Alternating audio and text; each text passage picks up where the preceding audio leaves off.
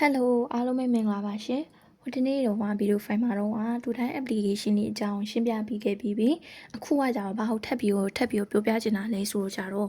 တရှိတို့ဒီရဲ့54321ရဲ့ application တွေကိုလေ့ကျင့်လိုက်တယ်။ question တွေကိုဖြေလိုက်တယ်။ဖြေပြီးသွားပြီဆိုရင်အဲ့ဒီထဲမှာပါတဲ့အရေးကြီးတဲ့စကားလုံးလေးတွေမတိလောက်တဲ့စကားလုံးလေးတွေကိုသူကဒီမှာပြန်ပြီးတော့ပေးထားတယ်ပေါ့နော်။အဲ့ဒါလေးတွေကိုလည်းတရှိတို့ကလေ့ကျင့်တင်တယ်လို့ထင်တယ်။ဘာလို့လဲဆိုရင်မေကွန်အောင်လေ့ကျင့်ပြီးသွားပြီဆိုရင်လေ့ကျင့်ပြီးသွားတယ်ဒီတိုင်းပဲမဟုတ်ဘဲနဲ့ပြန်ပြီးတော့ကြည့်မှပြီးတော့ကြတော့ကိုဖြေလိုက်တဲ့ဥစ္စာကိုမသိတဲ့ဟာလေးဆိုဘာလို့ရမှာလဲပြန်မှတ်ရမယ်ပြန်မှတ်မှပဲကိုကမှတ်မိပြီးတော့စာမွေးမှာပါလာတယ်ဆိုရင်ဖြေနိုင်ပါလေနော်အဲ့တော့လေ့ကျင့်ပြီးတဲ့အတိုင်းပြစ်ထားတာမျိုးမဟုတ်ဘဲနဲ့ပြန်ပြီးတော့တစ်ခေါက်ပြန်ဖတ်တာမျိုးတွေဒါမှမဟုတ်ရင်ကိုစာအုပ်လေးထဲမှာနှုံးမှတ်လိုက်တာမျိုးတွေပြန်ကြည့်တာမျိုးလေးတွေလုပ်တင်ပါတယ်ရှင်ဒီမှာဆိုရင်ဒီရဲ့ဟာလေးတွေဖြေပြီးတော့ပြီဆိုရင်ဒီမှာအဲ့ထဲမှာမှတ်သားကြရလေးတွေကိုသူကပြန်ပြီးတော့ပေးထားတယ်54321ဒီမှာဆိုရင်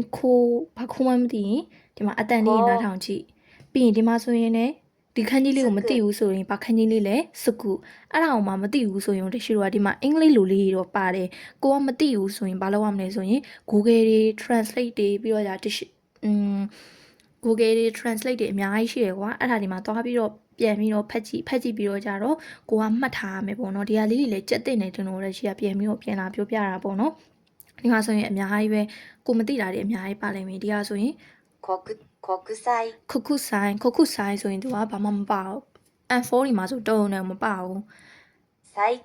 စိုက်ခင်ဒါမျိုးကြီးဆိုရင်လည်းမပါဘူးကွာဒီမဲ့စိုက်ခင်ဆိုရင်အခုတလောစိုက်ကိုနောက်ဆုံးတို့စိုင်းလျှော့ပထမဆုံးတို့စွမတို့ပြီးဇန်ကျော်အချိန်ပိုစင်းတာတွေတို့ဒါမျိုးကြီးဆိုရင်လေ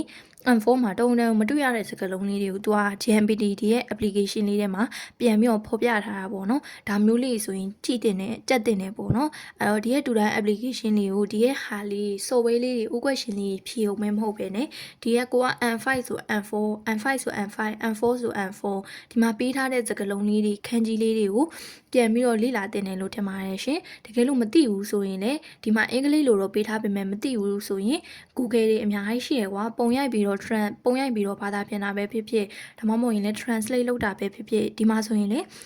ကိုရှာခြင်းတဲ့စကားလုံးတွေကိုအများကြီးရှာလို့ရတယ်ဒီမှာဆိုရင်ဂျပန်ဖောက်ပြောင်းပြီးသွားရင်ဆိုရင်ကိုကမသိဘူးဆိုရင်ဒီမှာဆိုရင်ရာဆရှိဆိုရာဆရှိအများကြီးပဲရှာလို့ရတယ်စကားလုံးရှာမလားခန်းကြီးရှာမလားဆက်နဲ့ grammar စာကြောင်းတွေရှာမလား grammar တွေရှာမလားအမိပုံတွေရှာမလားအများကြီးလုပ်လို့ရတယ်အဲ့တော့ကြတော့ဒီဟာလေးလေးမိနေမှာဆိုလို့ပြန်